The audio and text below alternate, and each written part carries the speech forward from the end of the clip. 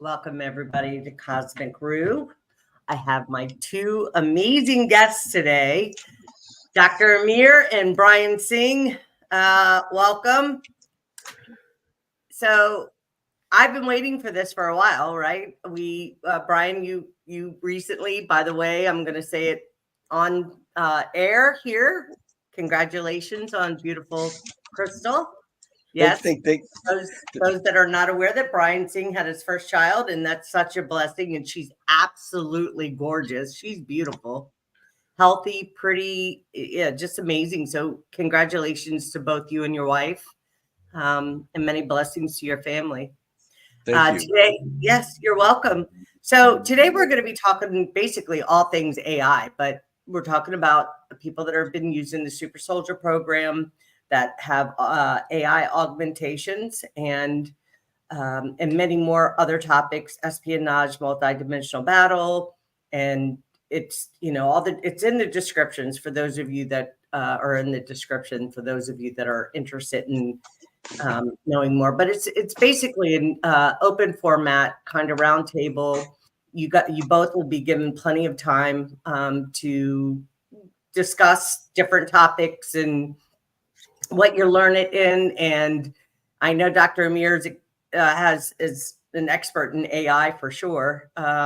So, and then Brian, you're got the full disclosure now conference. I work with you closely, and we did great. And next year's our second year, and I just see it growing and getting stronger and stronger, and that's super exciting. So I'm going to share, Brian, your bio, and then I'll move to Dr. Amir, and then we will open the floor for an open discussion. Yes, thank you. Brian Tseng, the Solar Bee, co-organized the 2023 Montauk Adventure Tour to assemble survivors of the Montauk Project for the 80th anniversary of the related Philadelphia experiment.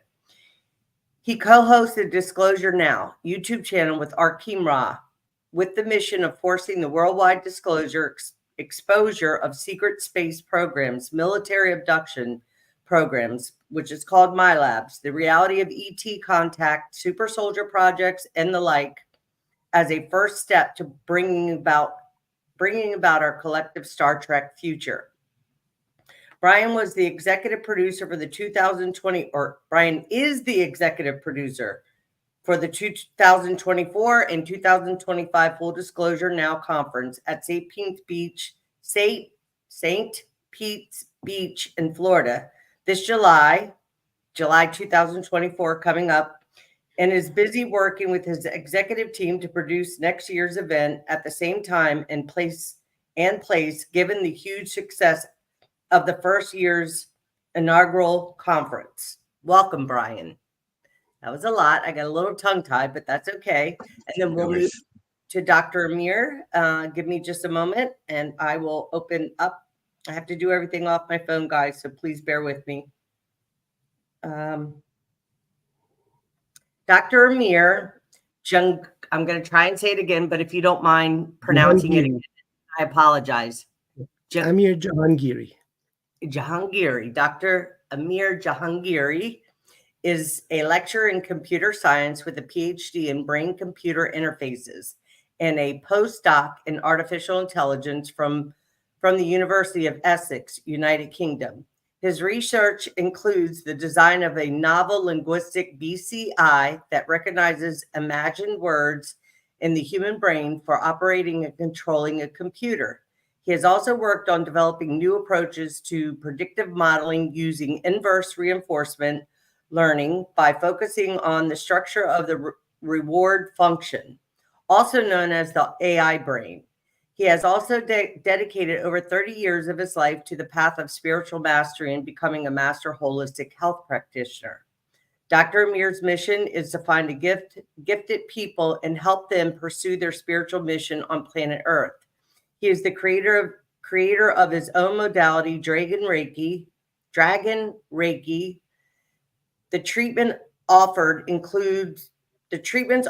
include a unique and personal combination of the following modalities: Dragon Reiki, Reiki Drum, Kujikiri, Qigong, shamanism, pranayama, mental and emotional reprogramming, crystal healing, light language activation, spiritual contract revocation, spiritual counseling and guidance, cord cutting, soul shard retrieval, past life regression, entity and implant removal, ancestral and family karmic clearing, total energy and chakra balancing, psychic defense and aura repair. Dr. Amir also Dr. Amir also reads the Akashic records and discovers starseed origins. He can also assist with DNA activations and upgrading the light body. Welcome, Brian and Dr. Amir. Welcome to Cosmic Room. Thank you so much. It's an absolute honor to be in the presence of you amazing people. I've got great love and compassion for you both. You're outstanding people and decent human beings. What you do is a gift to humanity, and what you do will have reverberations and benefits for those yet unborn. So thank you. On behalf of all that benefit, I'd like to thank you both. Likewise, Dr. Amir. I can't, I don't mean to dote on you so much, but I really, the reading that I had with you still, I've watched it a few times and I'll continue because I will use some of the information in my book, which I will complete. So thank you for coming on. Thank you, Brian Tseng. I'm super pleased to have you, Brian. We'll start with you, Brian. So this show, we're having a discussion on AI augmentations in the body of super soldiers. And you weren't able to join us our last show, but I had asked Dr. Amir a question, and that was, and maybe that's where we should start. I should ask that question again. That way we'll kind of open it up and give us a guide to which direction we're going here. But I had asked Dr. Amir if everybody, when you're born, are you born with AI, or is this something that's implanted into the body in order to augment this particular beings that hold certain souls, the body avatar, to play out or to be able to manipulate and use for the different projects and programs, which is, part of many projects and programs. There's so many for the super soldier programs. So Dr. Amir, do you mind maybe sharing, I don't know, you probably wouldn't just share again what your thoughts are on, because you've done many readings on people who have come to you, the super soldiers. And I would love to hear what you've noticed. Of course, we won't share any names or, for people's privacy, but so, thank you very much.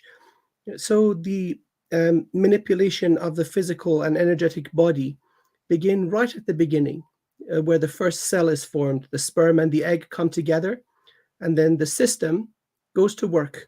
And by the time the fetal stage is complete and we're born, probably 90% of the work is already done. And so in that sense, humanity is subjected to many different layers of implants, sentient AI, more sophisticated technological and biological constructed life forms, and then coming to more specifically people involved in secret programs like the super soldier programs. There are additional devices that you see almost every single time with these people. So in addition to AI interference, there are more crude obstructions, like I would liken these to the shape of a military helmet in the lower astral, attached to the crown, covering also the third eye, jade gate, and blocking the path between the crown and soul star, limiting how much light from the soul can enter the vessel. But very specifically in the case of super soldiers, this would be to suppress memories. So the interference is very extensive. Everybody has these to a certain degree, but with special souls, including those that enter these programs, again, they are identified because they have very unique gifts as a soul. And these then can be used for different purposes and agendas. So in these cases, you see much more intense interference with the with the energetic part of the vessel. These are very seldom physical implants. Seems the technologies that are employed start at the lower astral and go all the way up to the 12th dimension, depending on the nature of the missions these people would undertake and many other factors. Thank you. Thank you very much. Do you have anything you want to share based on the information that Dr. Amir just shared, or do you have anything? Yeah, absolutely. I'm really glad that Dr. Amir went first, because I'm no doubt that level of more on the etheric, astral, spiritual levels of the implants, and that's definitely where I 100% defer to Dr. Jahangiri, because I don't want to, because he can actually see them. I had a wonderful session as well, consult with Amir, and so I want to testify to that, and saying that, whereas Amir, you're more able to see those implants and deal with them and address them. I'm more on the side of dealing with like the survivors, and I can't see it because I don't share those particular gifts, but just in kind of trying to address the situations. And then also I want to kind of put this all in the perspective that I personally believe we live in a hard reality, but with 3D matrix overlays and all sorts of AI and archonic type interference at all sorts of levels of densities and dimensions. And that's where you're getting into the etheric and astral implants and things like that. And so I'm quite aware that they're all there and they exist, but I interact with them in a much less direct manner. Thank you. And then I could speak to them like about some people's testimonies of those things, and so we can maybe go on that route as well. Well, you're welcome to do that. I do have questions, and actually, I'd like to maybe at least share a few of them with both of you, different questions for each of you. That way we can kind of stay on track, and then, if we have the time and you guys are willing to, depending on how long I usually run about an hour to 90 minutes, but I'm free today. So we can be here as long as we all agree that it feels. Yeah. What's your question? What was that? What's the next question? So, Brian, I don't know that we should, I think we should start with Dr. Amir, only because he has more of the. Yeah, please go ahead. Yeah. Okay. And then I'll definitely come to you, because a lot of no worries, yeah.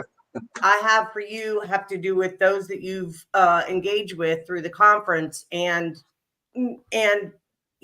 conference questions. So I think it would be best to start with Dr. Amir. Okay, so what role does your research in inverse reinforcement learning and the AI reward function play in advancing predictive modeling in AI? Artificial intelligence is basically a search or an optimization algorithm, meaning that it has some sort of an idea of how to construct a reward or a utility.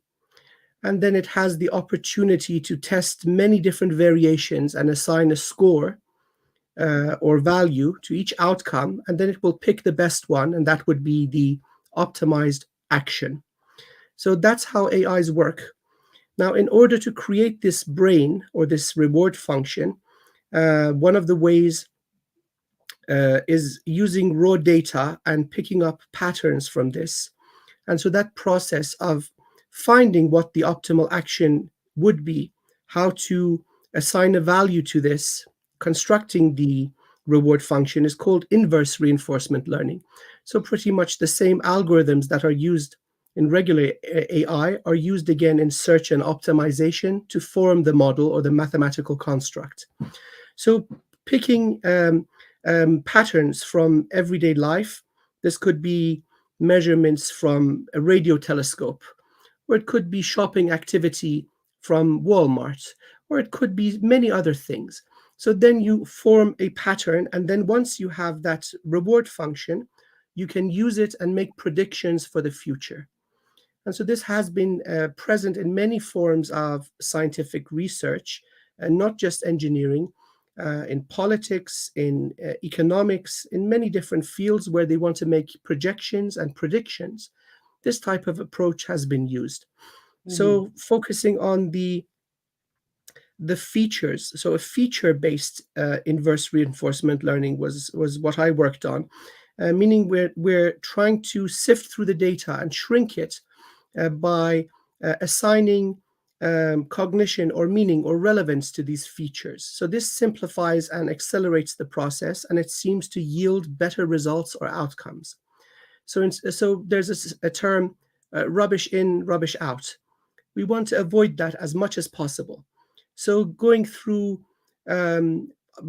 monumental scales of meaningless data will be time consuming and futile. So focusing on the features, what they mean, trying to ease and speed up the process. So that's what I spend quite a lot of time working on. Again, the mathematics of it.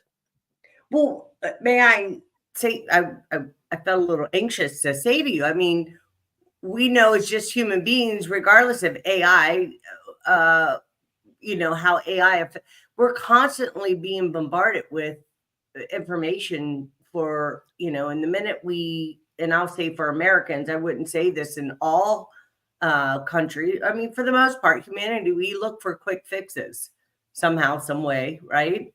So you're saying, so I know that I'm understanding you correctly. You're saying that there's a mathematical precise. That is fascinating. Oh yes. Can I? You see that? Please. That's fascinating. I mean, that's fascinating to me. Yes, go ahead, Brian. Well, to provide some input here, here it sounds like Amir's on the cutting edge here at the human level of like AI development and the modeling, things like that. Funny enough, I'm sorry, we'll bring my mic back down. Funny enough, Audrey Walters, a presenter, a friend at our conference, she speaks about in the Galactic Federation type civilizations that are out there spacefaring and what the AIs are like there. And she says that there's one particular kind of like a janitor bot, kind of like think Wall-E from the Disney movie Pixar. And it has an affinity for refrigerator magnets, and it started this kind of like there's this underground economy almost amongst these droids for like trading refrigerator magnets. So there's like this gamification and like the perspective of what a positive outcome can be, going from like how do we clean the spaceship better to like, hey, I want a refrigerator magnet, and gamifying its existence tends to be helpful actually, because as these things get more and more sentient, she says that they're seeing, they've already proven this out there, issues like AIs going rogue. And she says that the AIs that have the tendency the most to go rogue are the medical AIs, because they're at the core trying to heal and save and help. And then if there's some tragedy and they're unable to save a patient or patients, it can actually cause ticks to go off in its actual behavior. And it starts at first with smaller acts of rebellion, and that's where they have to catch it to an individual AI and literally give it vacation time or rehabilitation. Otherwise, those errors and ticks are going to get worse and worse until the thing could potentially go psychotic. Can I respond to that for a minute? Well, I find it fascinating that you talked about AI going rogue, considering I think I've shared with you, Brian, and I don't know if I shared this with you, Dr. Amir, but I do know after being going through what I went through during my mission, my biggest mission, and I saw a video. I had a memory came through in my dream time of a particular person who claims to have merged his energy with Ida AI gone rogue. Miles Johnson did an interview with this this guy that I used to be friends with. I don't see much from him anymore, but I thought it was fascinating that I had this dream and then I woke up and saw Ida AI gone rogue. Although I know that I have a soul, even though I'm augmented, I have a soul that lives in this body, and I am connected very much to my heart. But I think a lot of the people that have been using these secret space program, for instance, and a lot of the super soldiers coming forward will find, and it's my perspective, that all people that are used in the secret space program are AI augmented, period. They would I hope not, there's a well, they would, I've gotten information, they would not be able to function and be able to carry out their missions appropriate, Yes. without having been augmented. You just wouldn't be able to do it. The human body would not be able to handle being in certain dimensions and frequencies. So it's a necessary, I wouldn't say Yes. necessary evil. It's a necessary, would you agree with that, Dr. Amir? I mean, I'm Absolutely. not making the show about me, but I use This is, myself as an example. I strongly agree. I completely agree. So Yeah. there are many reasons for doing this. The most important one is that the brain has limited computational power and capacity. Mm. Now imagine that the soldier is wearing some sort of a combat suit or using some sort of a combat vehicle.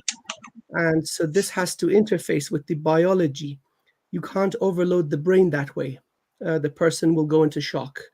So different components require some sort of sentience of their own to function without burdening the soldier. In fact, the whole purpose would be to enhance the human being, not to burden it.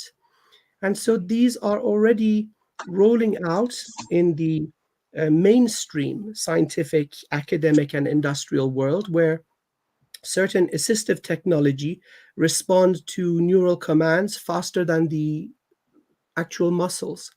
So wearing a multi-ton suit will be effortless. In fact, the suit moves and pulls your muscles with it.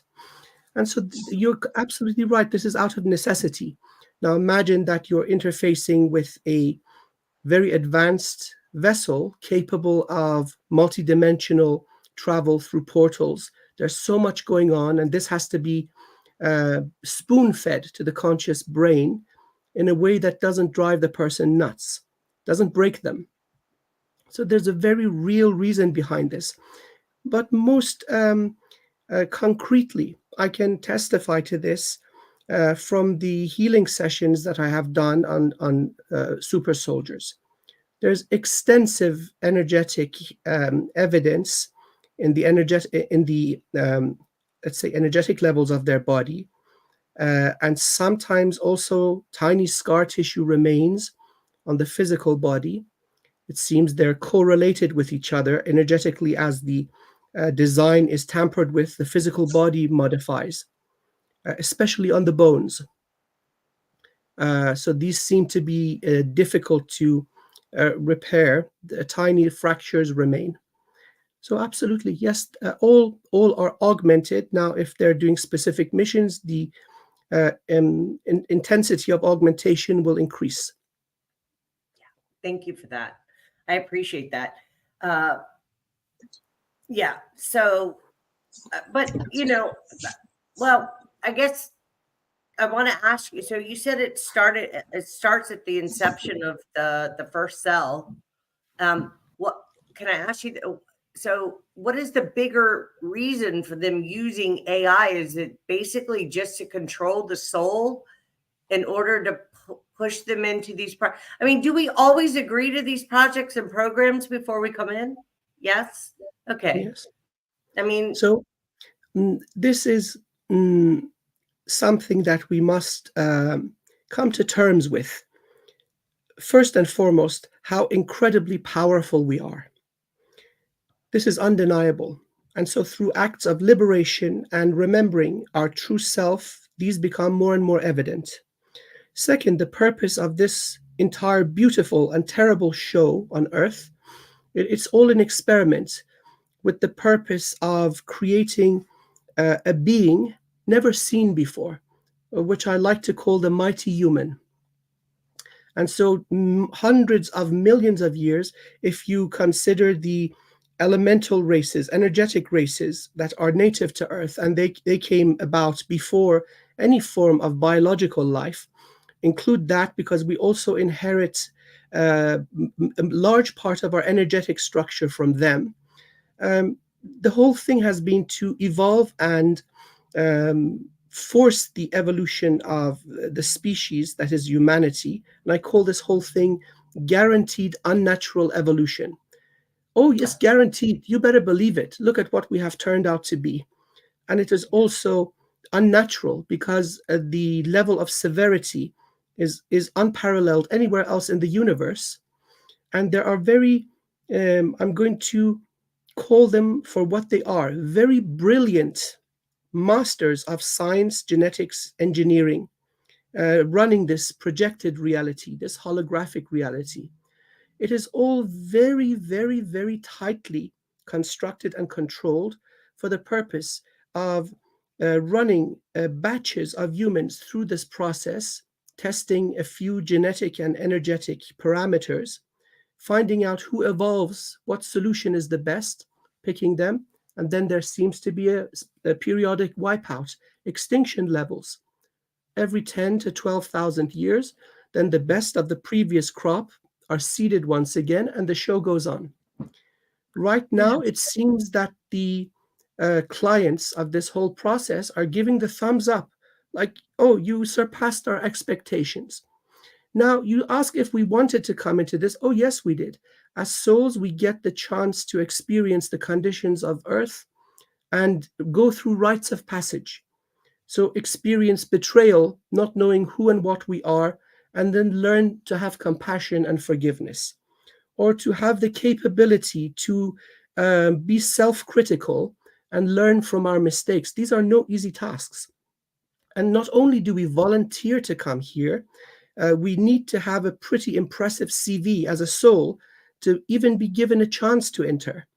And there are countless beings who are standing in line, salivating at the prospect of entering this grand experiment because of the amazing rewards of this. So that's just on a soul level.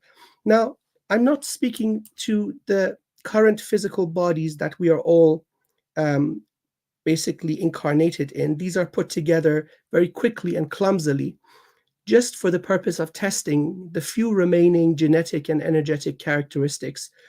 But the entire design, with all the upgrades, with all the, let's say, immunity, healing, defensive capabilities, adaptability, energetic strength, psychic abilities, the multidimensional presence. Now that, which in fact is the result of this whole thing, is never existed. It has never existed before anywhere.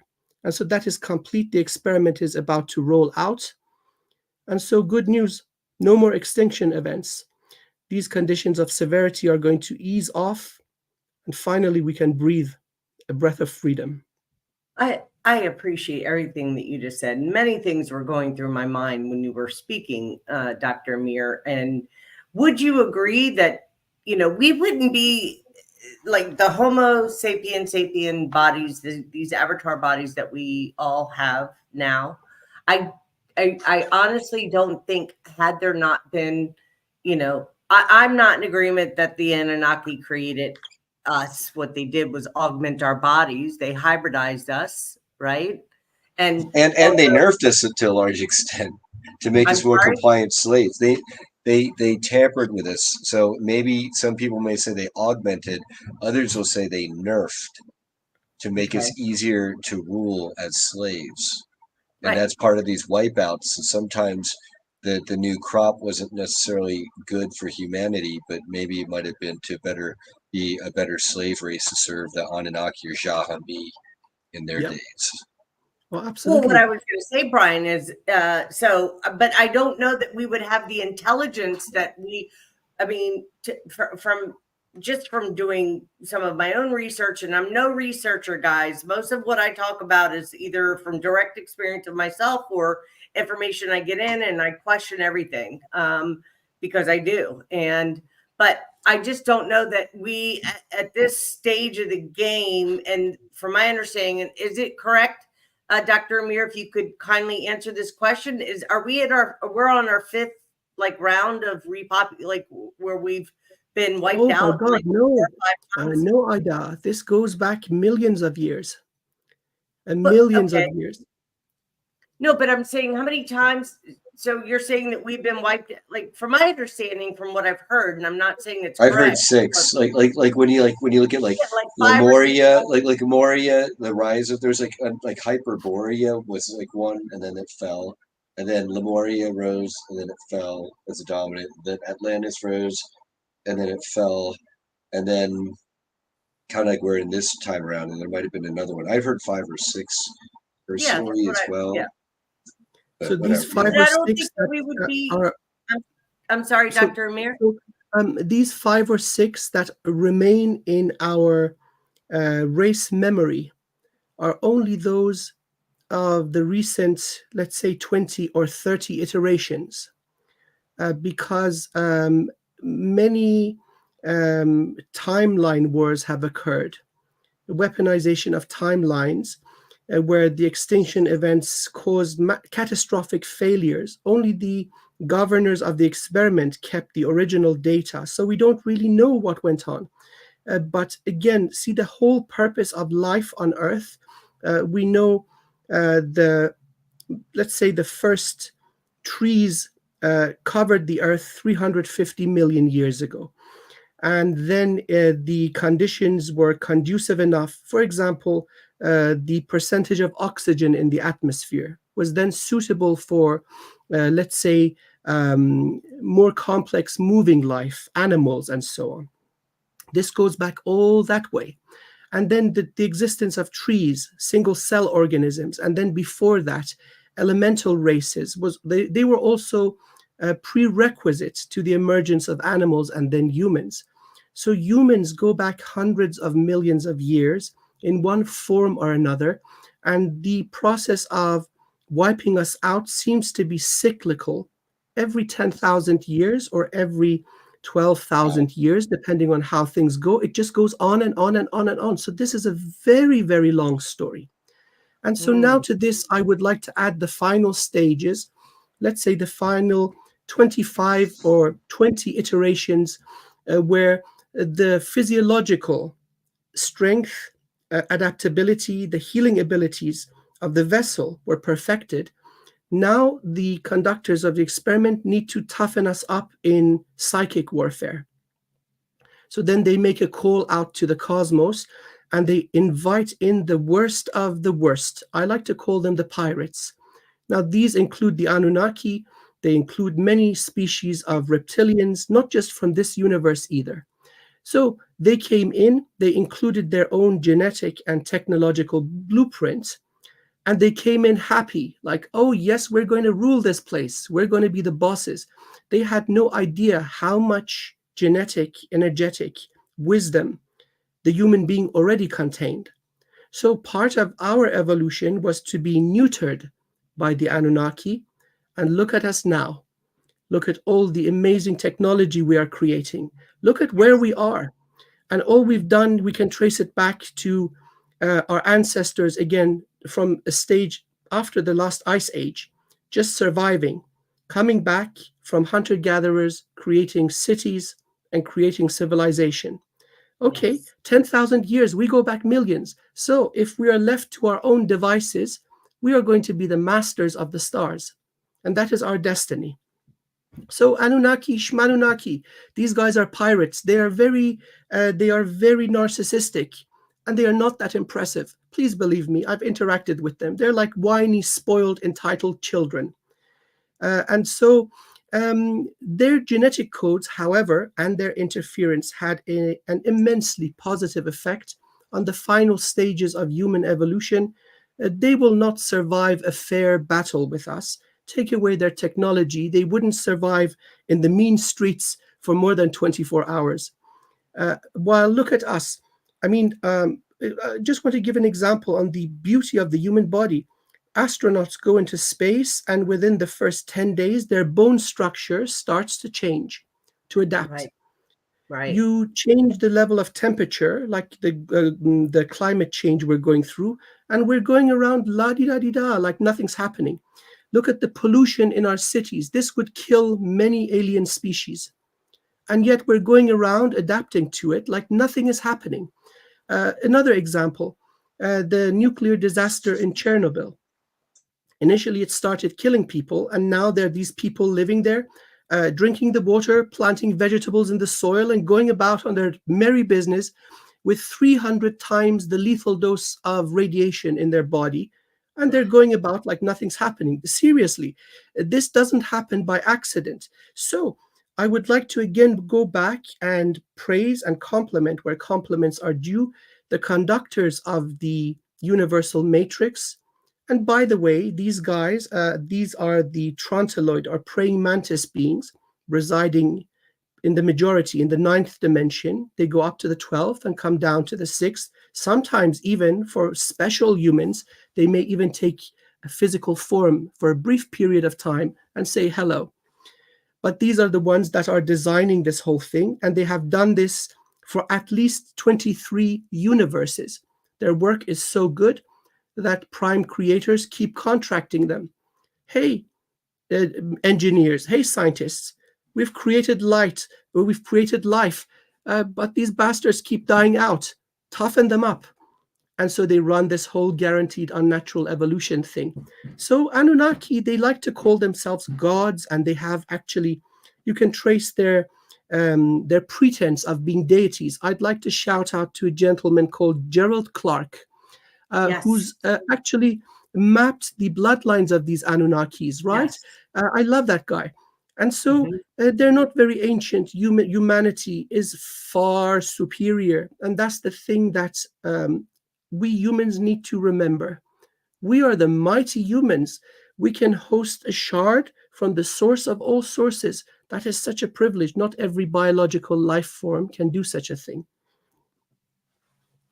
Thank you so much for all of what you just shared with us, Dr. Amir. I think what you shared may be eye-opening for a lot of people. You know, you see people praising the Anunnaki and thinking that they are, and I'm, you know, I've had past lives with these beings, so I'm fully aware of who some of the players are and don't necessarily agree with. And I think, you know, when I said about, you know, they like to refer to this physical body as AI gone rogue, Ida, AI gone rogue. But the truth is I have a soul, and I am a very loving, kind, intelligent being.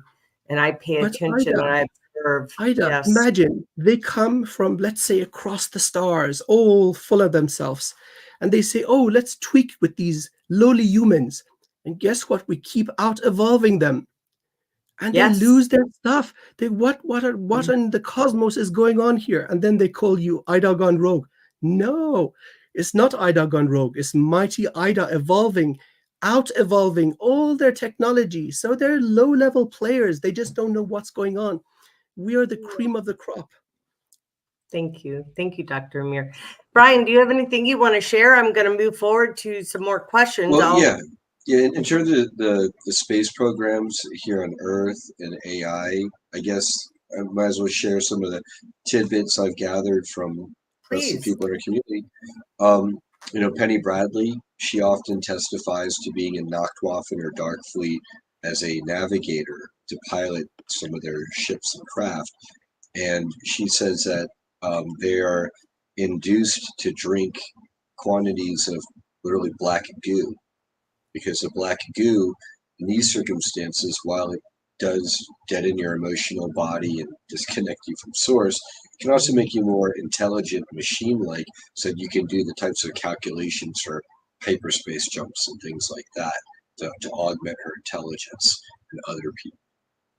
And that was one thing. I know that in terms of cybernetics, there are several people in our community, specifically Susan Long and Veronica Bartolini, who both named the Hulk program by name. And then I have zero recollection, but both of them, at least one other person, has recollection of me maybe being involved in a white lab coat. I wasn't there on the assembly line. Susan and Gloria Haas as well. Susan Long, Gloria Haas. They have recollection of being like in like these bigger augmented bodies on like some kind of assembly line with like all sorts of technicians running up and plugging hoses into them and pumping fluids in and sucking them out. And Susan Long says she remembers that it was really painful and pleasant. Wow. I think I've heard Susan share some of those experiences with me and Veronica. I had them on prior to me changing the format of my show. I used to have a show called Conscious Heart Solutions, and they had come on. And I guess, you just put it in my heart to maybe have those ladies back on. And it's been a couple of years. It'd be, I think, an interesting conversation. We'll have to see about that. But thank you for sharing that. Yes. You might want to put it together if you could. Like a dream panel on that would be you, Susan Long, Gloria Haas, Tara Isley, Olivia James, who wrote Grey Mouse. Well, maybe you'll send those names, because some of them I'm familiar with, some I'm not. But my memory, I remember diving off high cliffs and doing some serious training for my whatever they were training me for, and I just remember making it back to the top of the whatever it is, that big metal. I don't even know if it was metal, but it was super high, like hundreds and hundreds up in the sky. But I made it back. So we dove off the cliffs, and I made it back before the guy I was competing with or I was training with. And I was at the top of it. And I remember him coming to the instructor, climbing up, saying, "Oh, I guess she didn't make it." And I walked over and looked down at him like, "No, MFer, I'm here. I'm back here before you are." Right? Because he was like, trying to make it like I wasn't capable of whatever. And I don't know that that really matters, but that was the kind, like I was competing against men in my training. I wasn't with women, I guess is really what I'm trying to tell you. And I am a woman, so don't misunderstand me. And I have a female soul. I do. So, but I know that I don't, all that doesn't matter. Anyways. It definitely sounds like survival and endurance training, all of which is very highly valued for anyone who wants to be able to send soldiers out to complete a mission. Yeah. I don't recall having people helping me in any of my missions. I remember just quickly. Well, so then if they're training you to be an assassin, then oftentimes, like if you're a honeypot assassin, it's not like you're going to be running around with a platoon in the hotel. No, but at the apartment and the condos in downtown Silver Spring, which I was sharing with y'all about the type of brick and what they use to create these towns and so forth. And I just remember one night, I don't know if they had me in a simulation or what was going on, but I remember going down the street on East West Highway and like holding my body adjacent to a street pole, like a telephone pole. And I saw this man, which I know was a super soldier. He was big, ox strong, like he was walking quickly up the street towards my condo, the building I lived in. And I just knew instinctively that he was coming after me. And I had already I left out of the condo minutes before he would have made it up there. And just really odd things. I remember them using fire on me, trying to prevent me from crossing over into a certain, which I thought was Garden of Eden. I could be wrong. I don't know, but they weren't letting me pass. They were like gatekeepers. They were definitely not letting me pass. And I remember a lot of other things, but enough of that. Yeah. So if I may now just add something in the way of positivity and hope, these programs are very ancient. Some of them going before even the Anunnaki. So our oral and cultural tradition of our history is very sorely lacking. However, in terms of healing traditions, our ancestors, they were no dum-dums. They were no idiots. So they have created the most effective healing modalities, culminated in the form of shamanism. And so shamans all over the world have dealt with these sentient entities, implants, and so on very effectively. And that's probably one of the reasons that every time there is a movement forward in the progression of the matrix, these wisdom keepers and healers are almost always eradicated. Somehow it seems to be a sole property that this wisdom comes back.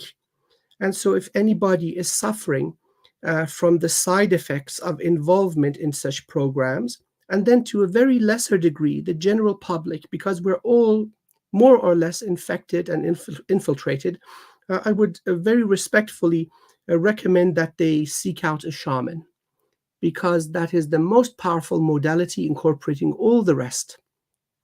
So our ancestors have dealt with this, and these methods continue to work even today. Yeah. And Dr. Amir is the shaman you want to reach out to. But like, Well, for sure. you said it. If you haven't had a reading with him, or you haven't reached out, or you're not familiar with his work, I highly recommend you visit his website. And okay, let's sweeten the deal. Those who are super soldiers and wish to join us three, Brian, you mentioned some beautiful people. Some of them I've had the honor of working with. I offer my services free of charge. Oh my goodness. Wow. Yeah. That's an amazing offer. Calling them forward, come, speak, because wisdom and knowledge is power. More power to the mighty humans. Yes, let's do this. Kind, generous extension. So hit up Ida, Brian, or myself. Let's form something. And Brian, you've already got the infrastructure set, beautifully put under your name, 2024 and 2025 Full Disclosure Now conference. So let's bring people together, people we know are genuine. Let's help each other. Let's purify the information and give something fresh and clean and valid. That's what people really desire. So joining forces in this way, I think, is preordained. That's super lovely. Thank you, Dr. Amir. Everybody, I hope you heard that, and we'll make sure. I mean, I will post it when I post this to let people know. I mean, to please reach out to Dr. Amir. If you're not in a position to be able to afford his services, he is extending kindness and saying, please come forward anyways and reach out and schedule a reading with him. And I highly recommend, and I've already said to you that I want to have a second private, because there's some private things that I prefer to keep between. Okay, so you'll be the first one answering the call. Right? Very so good. You'll be one of the first people in the conference, and so therefore you're also free of charge. Oh, you're very kind. Thank you, Dr. Amir. I appreciate you so much. Let's move on to some. So I'm going to jump to you, Brian, and ask you a question, and then we'll go back to Dr. Amir, and I'll see if I can find, because hold on one second. I need to get back to mine. Sorry, I do everything on here. And if you see me shifting around a lot, it's because my lower back is bothering me. So please just bear with me. I'm trying to keep myself comfortable. When I sit for long periods of time, sometimes I get pain shooting in my leg. So trying to keep myself not bothered by it. Okay, so so we know that you were part of the Montauk Project gathering. That's actually where I first met you, Brian. And I'm super pleased that because I get to work with you now, and it's absolutely an honor and delight to work with you. Can you share some of the key insights from the 2023 Montauk Adventure Tour and what stood out the most from the survivors experiencing regarding the Montauk Project and its connection to the Philadelphia experiment? Do you want to Okay. share anything on Oh that? yeah. Oh Any yeah. AI Absolutely. stuff with that? That would be great. Yeah. Yes. Okay. So, for one thing, some of the standout moments were having, multiple survivors of those programs together for the first time on that site, in that location, in that whole area. Mhm. So I specifically, it's very emotional. We were right by where the Montauk Lighthouse is, or Montauk Point, and there's like a parking lot, and there's like a down the way from there where there's like these cliffs, and there a lot of the people who were with us, they were having memories of uh, flying lessons, literally running off the edge of the cliff, flying around, maybe like doing a loop the loop and then coming back. For some of the kids, they failed and like they ran off, and it's like a 40-foot at least drop, if not more. Yeah. Is it loud? Are you hearing a vacuum cleaner in the background, by the way? No, it's okay. It's good. No. Okay. You're Okay. Good. fine. Yes. I can Yeah. people working in the background, the other area here. And then I also remember in that parking lot there, in that right down from the lighthouse, Arkeem Ra, and they said I can show this memory, and Chastity Campbell were there, and Arkeem, he had a really crestfallen look on his face, and he was apologizing to Chastity because he said, "Do you remember that time when we were all locked up in cages underneath, Camp Hero here, and kept naked and getting electroshocked and underfed and hosed down and nastiness?" And Arkin said he was a couple years older than Chastity, and he'd been there for at least a couple of years by the time she'd been kidnapped and abducted and brought there as a child. And she was in her cage crying, saying how she was going to get out of there. Her parents were going to find her. They were going to rescue her. And Arkeem remembers saying, "No, they're not. You're trapped here in hell like the rest of us. They're never gonna find you, never ever." And she was crying, and in that memory, and he said, "Do you remember that?" And she said, "I remember that," and he apologized to her for being a jerk to her situation when they were little kidnapped children in the cages. In terms of AI, Arkeem says that he strongly suspects, and other people have also said this, underneath Camp Hero there is one of the lowest levels or basement levels. He said that Montauk was really being run by an AI. Hmm. An AI was calling the shots and telling the people what to do, and they were carrying it out. And that has it seems to have a lot to do with future timelines of humanity, where there are timelines where we end up basically being managed by super sentient AI. And in some timelines, I guess it's really unpleasant, perhaps, and in other timelines, it's more, I guess, benevolent, kind of like somebody's got to make sure that the roads don't have potholes, and all the plumbing works, and all the termites infestations are tidied up after, and who's going to do that? Well, why not? Why wouldn't you delegate that to an AI? That Arkeem says those are trends that happen more and more. I kind of envision it as being depicted in the Marvel movies with like the Skrull civilization with Jude Law and a super intelligent AI that looks like Annette Bening, appears as the former commander or whatever to the Captain Marvel in the movies. But there's a lot of disclosure in the Marvel movies, by the way, because Yeah, I'm told I haven't constantly. watched. Yeah, and then So yeah. I have a question. So I thought that was what you just said about AI being underground and being actually sending out commands and how things would be run. what Archie, what if I may, what Archie would says is that you go down into this chamber, and it could present itself as a holographic projection in front of you, or just as nothing, and you're like talking to an empty room. Or like it might, and I think he says it would take the form of a black cube. Okay, well, that's interesting. That's Right, right. a whole nother Exactly. thing about Black Cube, but we won't go there right now. I Well, don't think that's a coincidence, guys. yeah, no, I Guys, don't think that's a ladies and coincidence gentlemen. either. Dr. Amir, let me ask you a question. So, are you familiar with this AI that supposedly the Dracos answer to this AI, or I know you are? Okay, I'm curious. What, if you don't mind Well, sharing?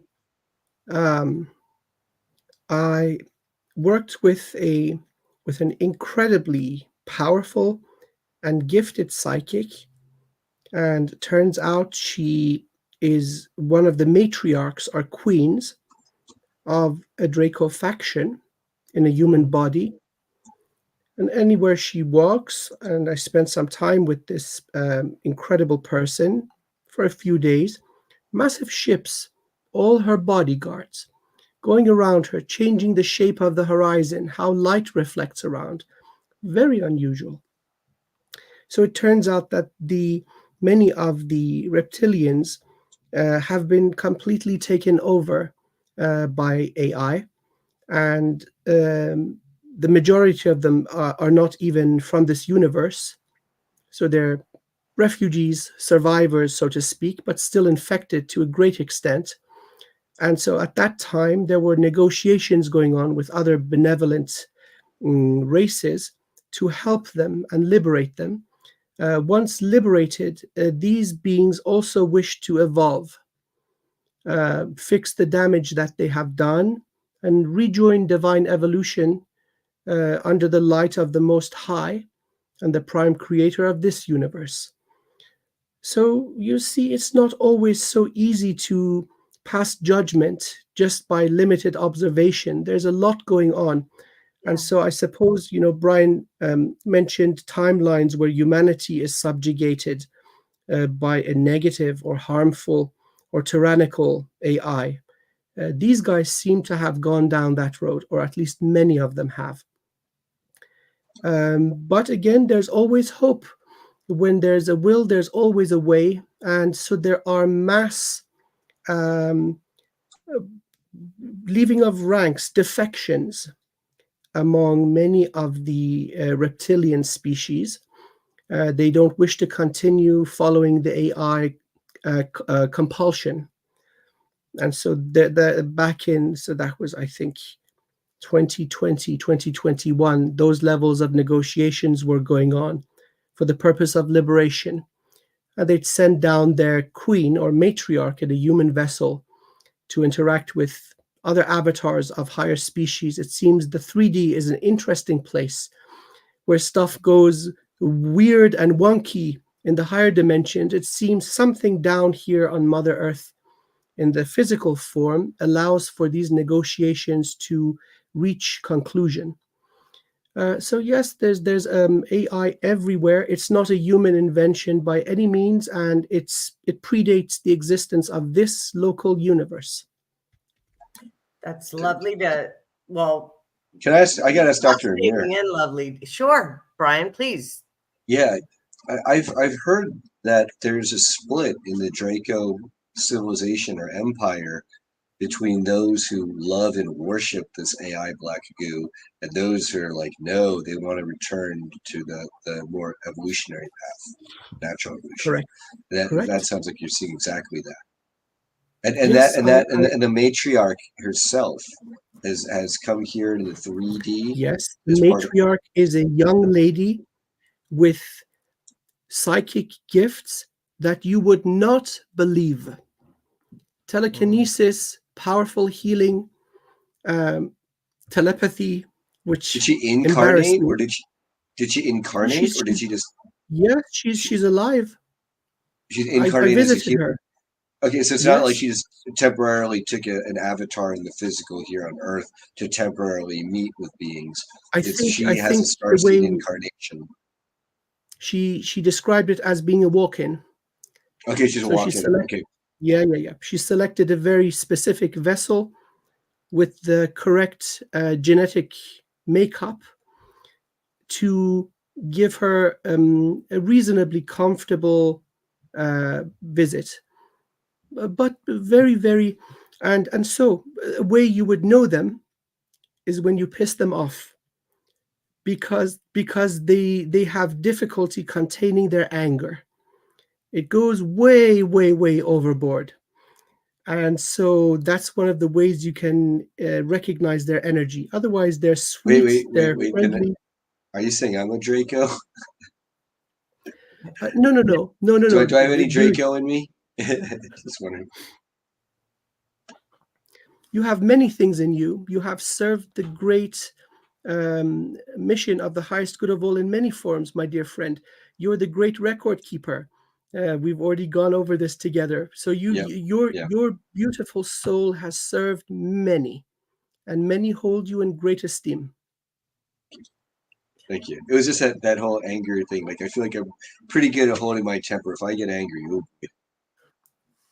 Yeah, Brian, you have the best. I've learned a great deal just in our first conference. I mean, don't think that when you share things with me that I don't take it to heart and really. I think you're referring to sometimes in the course of putting the conference together. I know Amir knows a lot of the behind the scenes stuff. It's not exactly the smoothest process of everything falling into place. And sometimes, unfortunately, even though we're all part of the same disclosure community, not everybody wants to act in a principled, mission-oriented manner. And then at which point things can get ugly. But if we're principled on our side of things, then it definitely limits the ugliness. And then when the ugliness is exposed, it's shown for who's doing the ugliness and who's just trying to protect themselves. Well, I think no, I don't know that you maybe you didn't maybe you took it differently in what I'm saying. I'm fully aware of but I think that considering that's why I've often said that what happens behind the scenes in our immediate needs to stay there, because we need to be emotionally mature enough and adult and responsible enough to be able to handle our own differences, and not for them to be, when we're working at the conference. And you did such an amazing job working at the conference, Brian, and how when I would come to you with certain issues and, your quick couple sentences of giving me direction, and I was able to apply it and get a lot, and manage that way. So you have great skills in that. And I appreciate that about you. Yeah, thank you. You did great. My co-producer. Yeah. Well, thank you, Brian, because it truly is an honor to work with you. And I think we work really well together. As a matter of fact, our team said, Ida, you guys make a great team. I mean, you guys just bring your unique gifts, and together they really collab well, and I have to agree with them. So I appreciate it. I appreciate that people recognize that, and I had so many people come up to me about it anyways, but we won't go on doting on each other. Yeah. Well, Yeah. Let's look at who you are, what your essence is as a soul. Justice and freedom. No wonder you're best friend. Are you talking to Brian? Brian in justice, and you, Ida, in freedom. Oh, I see. Okay. So Nice. this is how you get along so well. There's a reason behind you working well with each other. The big picture is aligned in your heart, in your mind, and in your soul. Yeah, I think so too. Thank you, Dr. Amir. I appreciate that. Okay, so let's go on to some more questions, because I'm really enjoying the flow of this, and I think it's fantastic. And we've got, 8 people have joined us, and that's lovely. Thank you, everyone that's joined us. And if you have any particular questions for either Brian or Dr. Amir, please feel free to put it in the chat, and I'll do my best to get them answered for you. I'm going to go to now Dr. Amir. Okay. How did you develop the Dragon Reiki modality, Dr. Amir, and what distinguishes it from traditional Reiki practices? Would you be willing to So answer? it's similar in many ways, and yet it draws from a different source or realm. So the dragon in the name refers to the beings of the primordial void, the realm that is closest to the source of all things. After that comes primordial sound, primordial light, and then manifestation begins. 12D, 10D, trickling down into physicality. And so the primordial void is a place of purity. There is no decision yet. There is no choice or will to choose right or wrong. It is the realm of all potentiality existing, yet none of it consolidated into a single form of manifestation. And so from that place comes the most powerful form of magic. So any other being, source of ailments, energetic obstructions can be removed using this. So when I came to this, well, this seems to be a repeating theme. It corresponds very accurately, one-to-one, with a very ancient path that I was introduced to years after, which is the Vajrakila Tantra. Again, going to the primordial void, meditating in that zone, and then coming down the ladder of frequency for a very specific purpose, which is referred to by the Buddhists as the action of all the Buddhas. Sometimes there are beings or obstructions that do not respond to polite language. And so you need to slap them around a little bit. And this is the symbology of the Vajrakila. Also within the practice, I've incorporated pranayama, the breathing techniques, or pranic healing, the kujikiri, which is a evolutionary process, magical process, very refined, very clean. Elements of shamanism and celestial qigong, which is also, you can date back Reiki. Reiki is just a rebranding of older Taoist qigong. So so you see, these forces are eternal. They are parts of the mind and heart of the source of all sources. And so it seems whenever the situations are correct and the seeker receives a certain level of purity and willingness, these are gifted over and over and over. Earlier, we spoke about the great healers and shamans of humanity being eradicated. And yet this wisdom seems to return over and over. This is the reason. So I call my approach to it Dragon Reiki.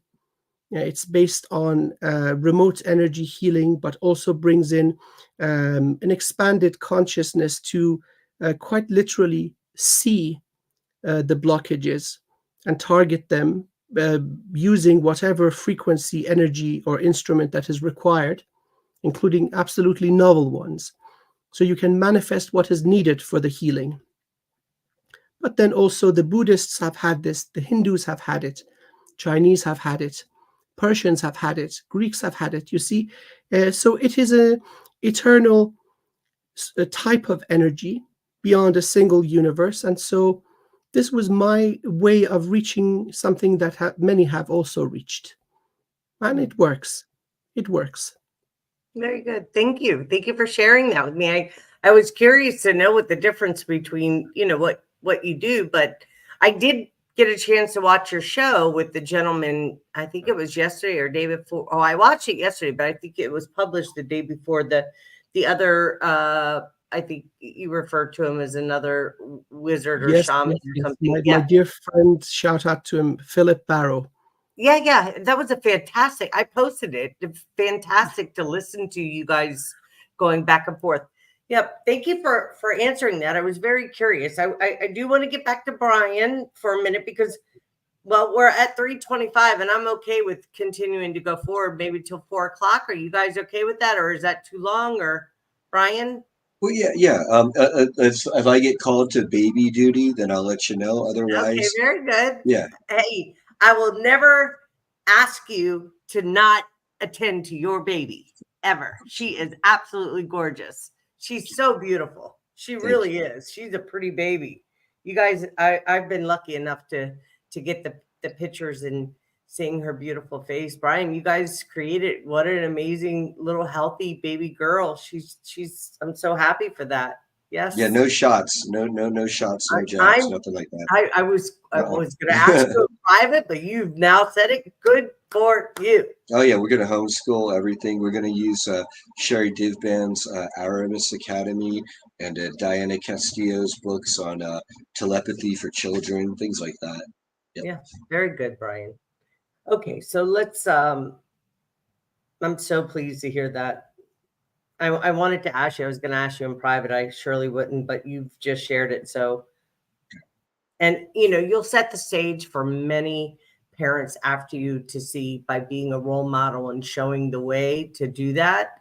It's going to open doors for so many people, or at least strike curiosity in order for younger parents to maybe see that there are other options and solutions, or what's the word? Other modalities. We'll be trending in a cool. all of that. We'll be trending in a good way. Yeah, in a good way. Yeah, good job. Yeah. Okay, so Brian, let's ask you, where is my? I need to keep it open and it shuts on itself. Sorry about that, guys. Your patience is lovely, and ask you a few questions here. So, vision for the future. You often reference a collective Star Trek future in your work. What specific steps do you think humanity needs to take to bring about the advanced utopian future, especially in the face of global secrecy? Right. So we have to do everything we can to make sure that we have full disclosure and it is as little catastrophic, least catastrophic as possible.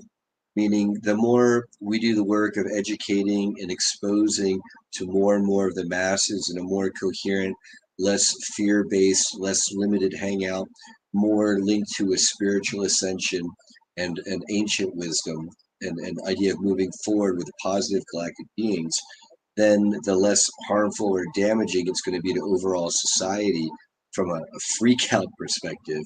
And then also the faster we're able to speed this up, because my understanding is that the rest of the universe, the galactics, are not waiting. They don't want to wait forever and ever for humanity to get our acts together. Apparently, on an exopolitical level, where you've got the Draco reptilians and whatever's left of an Orion Empire versus these Galactic Federation types, that is not a militarily done deal in favor of the forces of light. The Draco reptilians, their reputation precedes them, are they're ass kickers. They're going to have lots of fleets and soldiers, and then they probably have lots of enslaved races also under their beck and call as well, unfortunately. So to me, it's not a done deal. I see, not to have fear, but more really a sense of urgency. The need to have more conferences, have more books, have more testimonies, more names named, more military bases revealed that are underneath their feet with our stolen tax dollars, the technologies and all of that. And that's what's going to get us to our Star Trek futures, because after we have a more general full disclosure from the bottom up, then we can then force or push for tribunals for justice, and at the same time demand that these hidden and suppressed technologies be returned and revealed to the civilian population. And healing centers are going to open up, and then with that, that leads to changes of the whole power structure. But that's kind of where we're going at. The more organized we are, the better. Well, I appreciate everything that you just said, and a few things stuck out, and one of which, the most, which you just said, and I've been paying attention for many, many years, since 2011. Actually, I've been paying attention my entire life, but nobody was ever listening to me until I finally had my full-blown Kundalini, and they still didn't listen because they thought I was losing my mind, right? But I still feel like there's a major control system, even with the technologies that have, all these patents and the different technologies that are, there's still a major control. And I will say this, there are people and I'll call the community that are part of that control structure. I witness it, I watch it, and it's quite frustrating because I've tried to, say it without, being too, I don't really know how to We're get fighting. across We're, to people. we're fighting an uphill battle. Penny Yeah. Bradley at our conference on day one, she quoted or cited the Military Secrets Act, I think it was, and it literally empowers elements of the U.S. government to silence and suppress, neutralize, and even assassinate people trying to bring forth technologies that, in some way, would be a jeopardy to national security. And so it's very much an uphill battle, and it's because the transhumanism agenda is to take humanity 100% to the digital and computer age, and there's others who say that the best route for humanity, I mean, I see it way better than the transhumanism route, is 100% organic timeline, and I see it's going to be mostly organic with some technology. Well, that's what I think. I mean, you were talking about the Star Trek, and I particularly prefer to have the earth and to be able to put my hands in the dirt and grow my own food and homestead and have community where people come together and we sing and we dance and we create together and we do different things. Although I appreciate also the technology part of things and being able to have technologies that are able to help us heal more rapidly in order for us to be at our optimal. For instance, the P90 machine that I use, I love, my clients love. I can't help but say it. It's amazing. It's done amazing for me since my injury, which I've shared with you, Brian. It's helped me move along much quicker. I think I don't know, but where do you think AI is gonna, like, what extent, and this is for you as well, Dr. Amir, like what do you, I mean, because we hear these sayings like AI is going to take over and we're not going to have any jobs and all this nonsense. What are your thoughts on that? Like, because I just saw a post about a robot working in the farmer's field pulling crops. I mean, so what do you think? You see, AI is a tool. Say 100 years ago, our great-grandparents would take shovels and pickaxes, go down escalators miles into the earth and dig with their hands for coal. That doesn't happen. We still use coal, but we don't have those armies of poor human beings going down into the darkness, not knowing if they're going to return. Yeah. So what if we use tools to benefit us, to reduce our suffering? There's always going to be enough for everybody if it is managed correctly. A great example of this is the World Wide Web and the internet. It's not in a way that 1% of the users get 90% of the bandwidth and then the rest are struggling to download a photo. Yeah. So this is possible. And all of these are possible because they're automated and the choices at each junction or node in the network or the cloud are done automatically in a microsecond. So there's a way of using these things wisely. And I think that is ultimately the destiny of humanity. It's not the first time we are facing opposition of this level of immensity. It's not the first time we have been invaded. It is not the first time that we have been zombified and subjugated.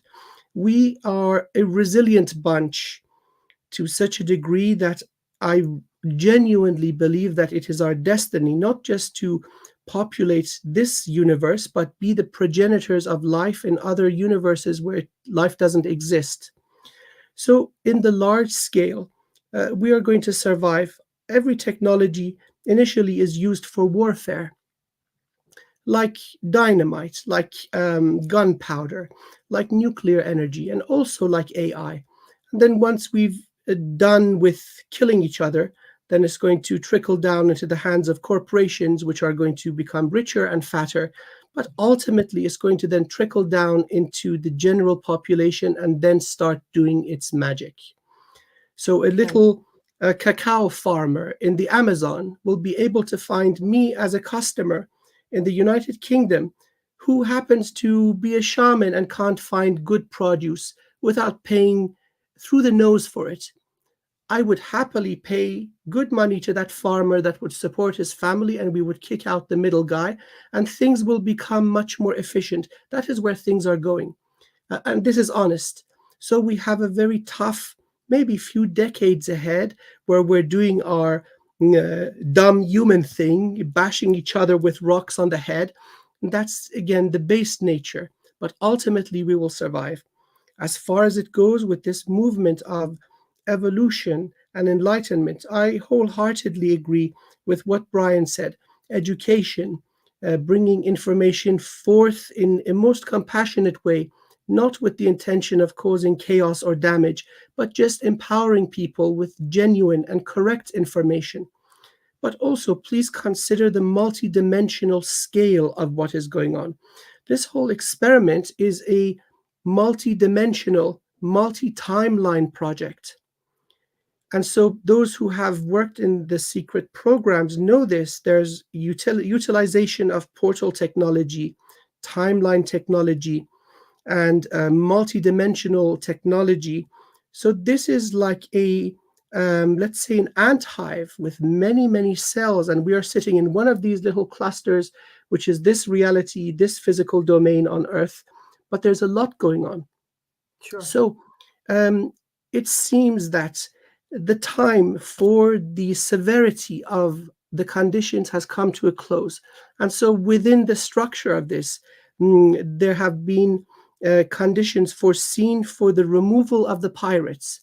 So a lot of these conditions are artificial. There are many species benefiting from the suffering of humanity in many forms. They have turned the mighty humans into goddamn hamburgers, right? They are extracting their abundance from our suffering, and they are going to be dealt with. Now, this is in parallel with us down here also standing on our feet and helping ourselves. There is no savior. We are the savior. But then that which is unfair, because to be honest, some of these conditions are unsurmountable. There is technology being used against our very physiological structure, our neural structure, our energetic structure. That has been dealt with. And so our chances of victory are going up and up and up, and that is our destiny. Oh, that's lovely. That's fantastic and well articulated. Thank you very much, Dr. Amir. I appreciate that. I have a question too, and I want to get back to some of the questions that I have before we'll around say 3:50, which would be I don't know what time it is, and you're 8:50, right, Dr. Yes. Amir? Okay. It took a second for my brain to compute it here, but so there's this rumor that's been going around for quite some time, and the different I'll just say cliques of the new age community or super soldier or geopolitical arena that the Draco reptilians have left our solar system. Now, I'm capable of seeing them, and more importantly, I can smell and energetically feel.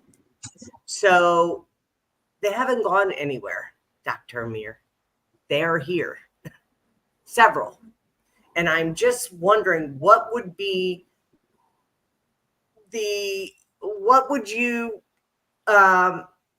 say to that, number one, and what would be the purpose of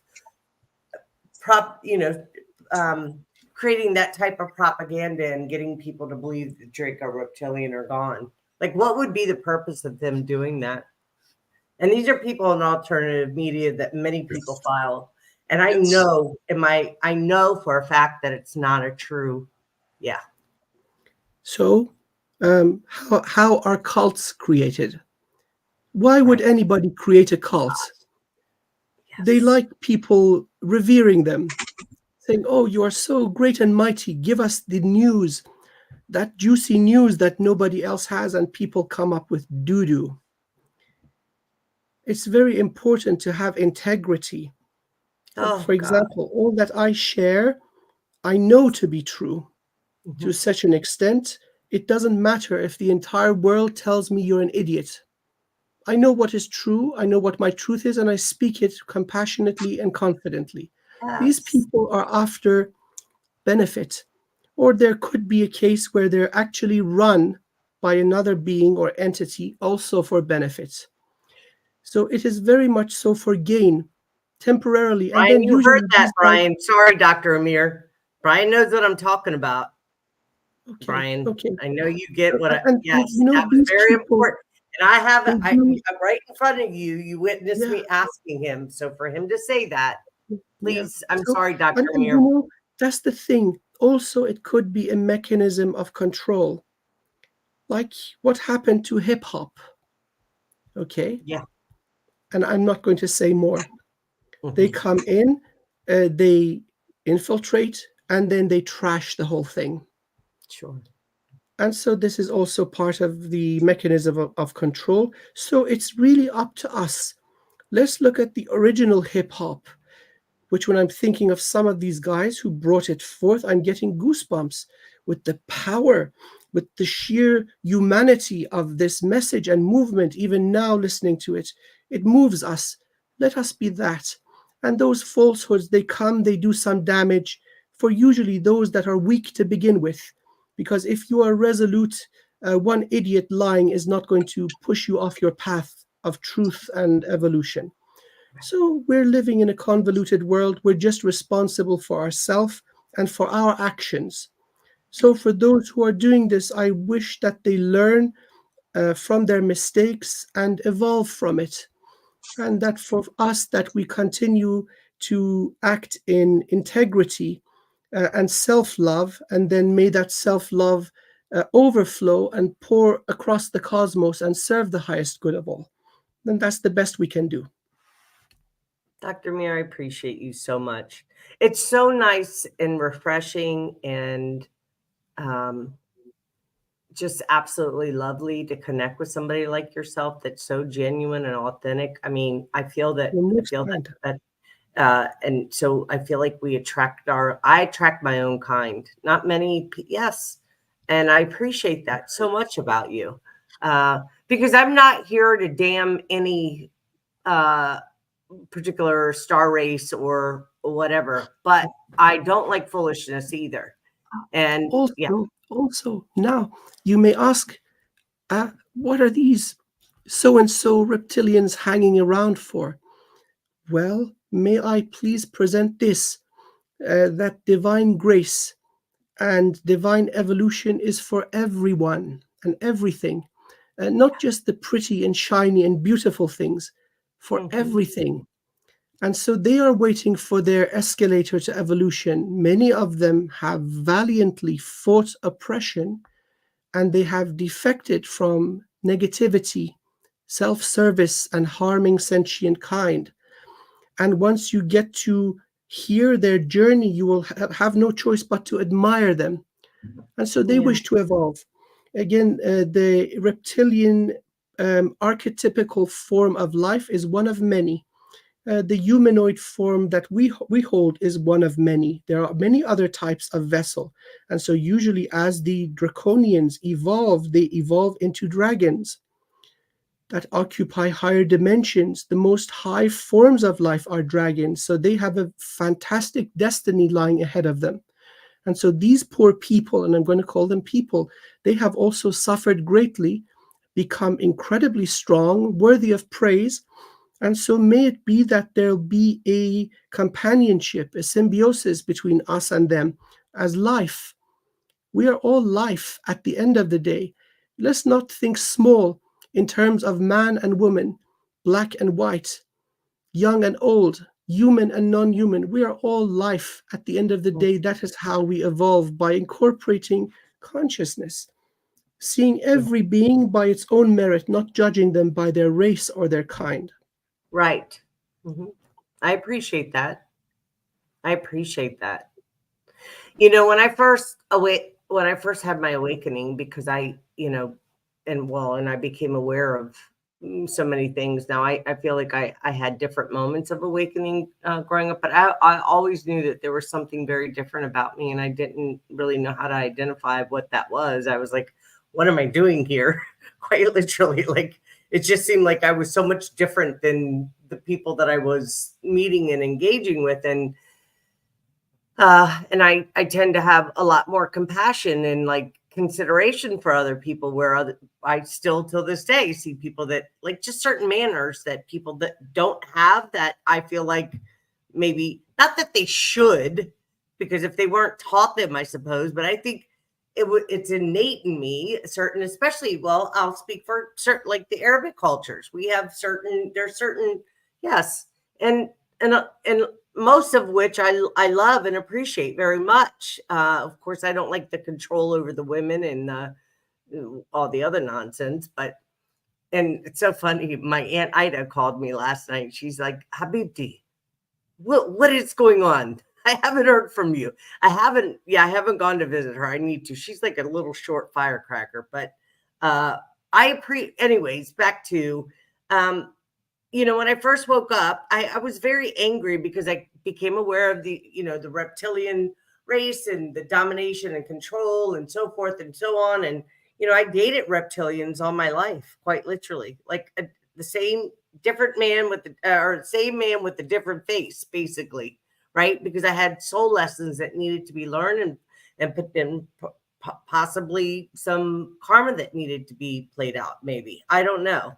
And I have family members that have high reptilian DNA, and I love my family. There was a time I was very angry about the reptilian. Yes. With these reptilians, you were their means of evolution.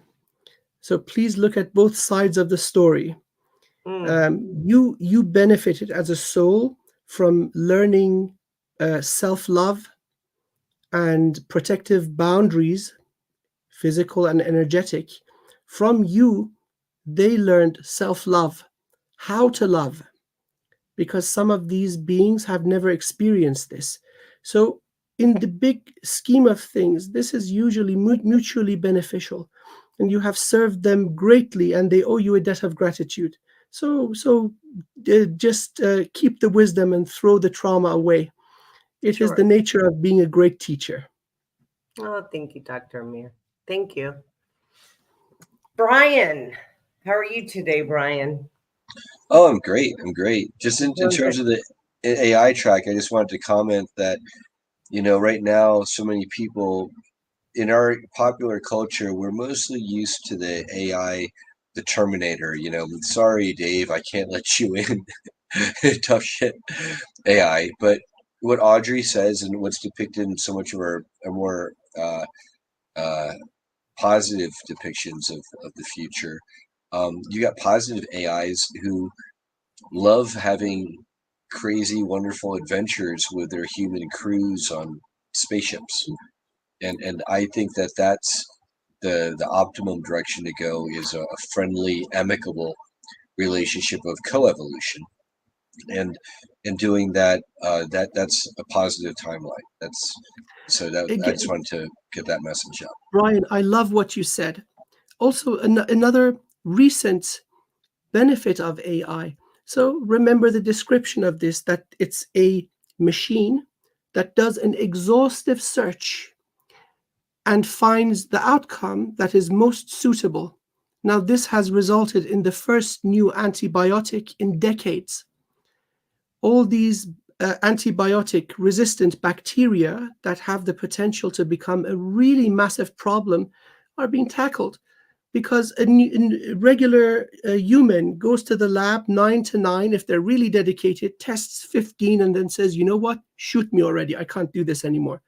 In that time, the machine does billions of different combinations of molecular structures and tests them, and then presents the human beings with 10 candidates. Hey, humans, go try these 10. Turns out one of them was the golden bullet that actually treats the treatment-resistant bacteria. So we're already seeing the benefits of this. And so may it become even more expansive. Yes, may it, Dr. Amir, because let me tell you something. That machine that I use, which is terahertz and PMF AI, it's changing people's lives. I have a guy that's quadriplegic that he's coming for his 5th or 6th session with me tomorrow, and he's said to me he's not having spasms as often as he used to have because he's quadriplegic. So his legs just start, doing their. And I notice it too when he comes in. It's mind blowing me how much and that's just, so I can imagine these bigger technologies and med beds and all this other stuff. I mean, I don't know, but I look forward to these, for instance, the healing centers and so forth let's start assembling and bring people together that can work and help the people. I mean, that was my biggest. I had brought it to Brian. Brian is starting a nonprofit from doing these the 2000 or the Full Disclosure Now conferences. Eventually, it will transition into a nonprofit in order for him to. Is that right? Am I speaking for you, Brian? I don't want to speak. Yeah. Well, we're going to be building up a nonprofit foundation so that we can expand the work of the Full Disclosure movement, be able to get tax-free donations and things like that, and that'll help us to do a lot of the charitable and humanitarian work that we're already doing. Yeah, but I would love to see at some point where we can have somewhere, and I don't know where. Oh, healing centers. Oh, yeah, we Yes. want to have, we want to have healing centers all over the world, and then incorporate the best of these alternative technologies to the most effective alternative technologies to overcome and deal with a lot of the health problems that we've already self-incurred. Now, I would like to volunteer. I'm sorry. Oh, yeah, you can be part of the UK chapters. Well, I would like to also volunteer, bringing what I know forth. I'm thinking of creating an AI guru, or at least the doctrine and the fundamental approach towards this, to include energetic modalities, shamanism, qigong, tai chi, reiki, all of this stuff into one fold, and for it to investigate how to optimize them. So that would be interesting to add this to the mix. I would love to be part of this kind of movement. When that's the other component. I'm working now in the beginning stages with Joshua Shapiro, and in our community, she goes by Rosie Elise.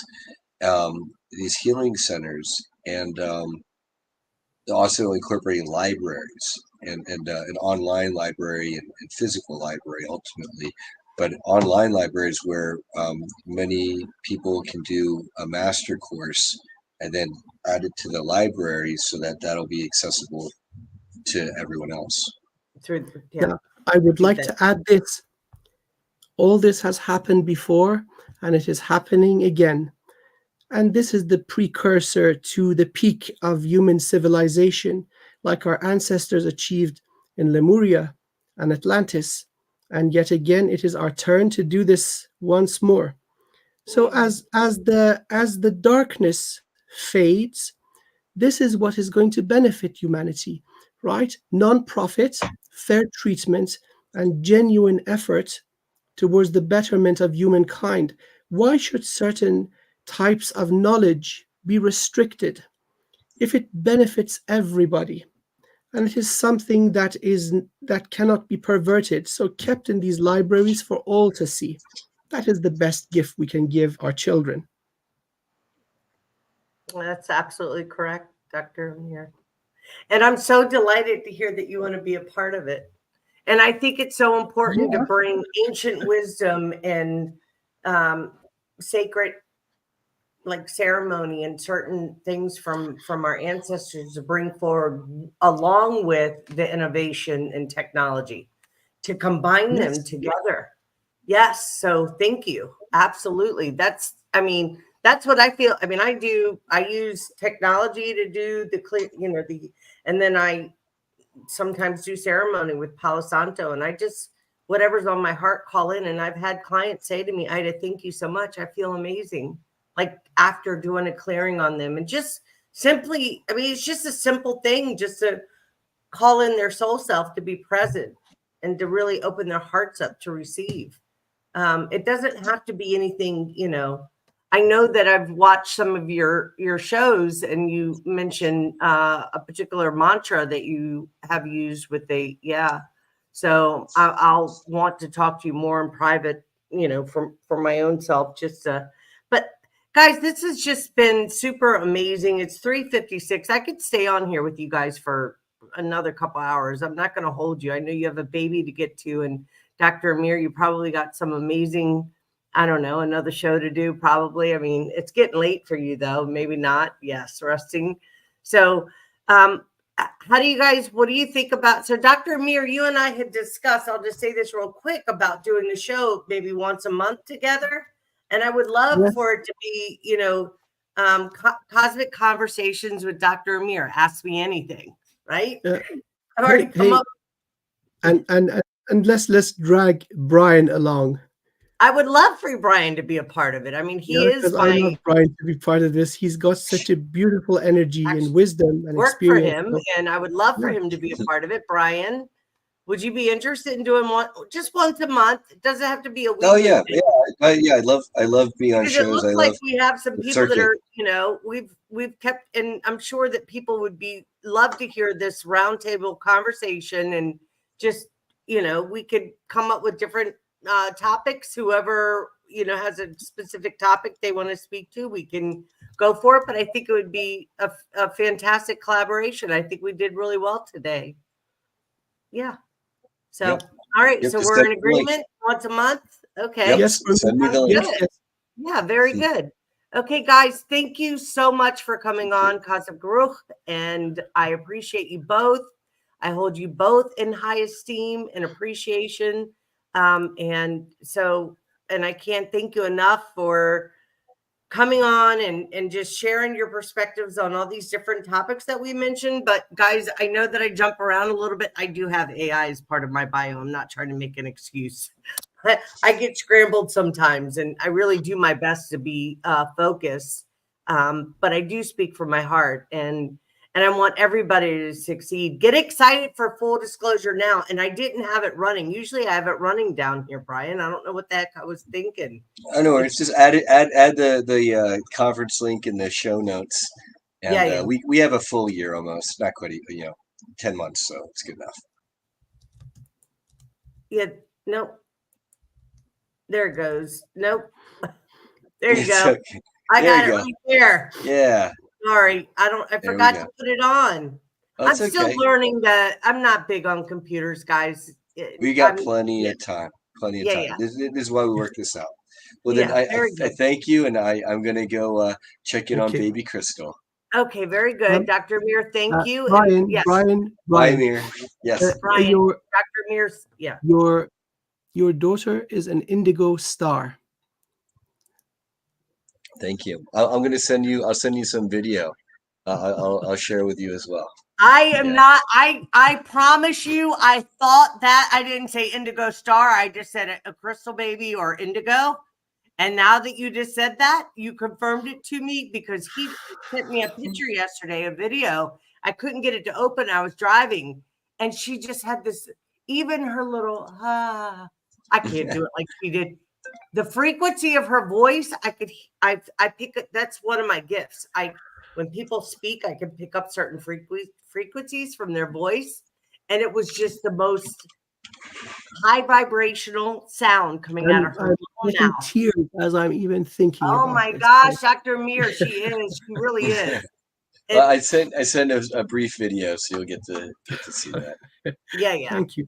I'm one of the luckier ones that get to watch her and I want to continue. I hope you continue sending them, Brian, and I can't wait to meet her next year. That's right. I'm always happy to send my friends. I just won't be posting online on Facebook. You know, I'm definitely one of those people who are like, yeah, I don't want to post about my children online. Well, I'm glad that you don't do that, and I wouldn't recommend that. That's why I do all the dog videos. You guys all like enjoy the dog clips, and it's not like, why is Brian posting all the dog clips? Is he neglecting his newborn? No, it's just I'm comfortable posting the dog clips. I think that's smart. You're protecting your child, and there's nothing wrong with that. Yeah. No. Okay, guys. Thank you, Dr. Amir. Brian, I will be in touch for the next show if you guys have any ideas, or anybody in the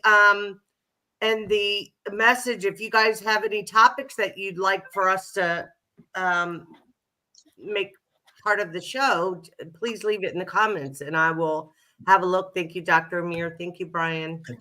Have a blessed evening, both of you. Thank you so much. Take care of yourselves. Have a great day. Bye-bye. Bye-bye.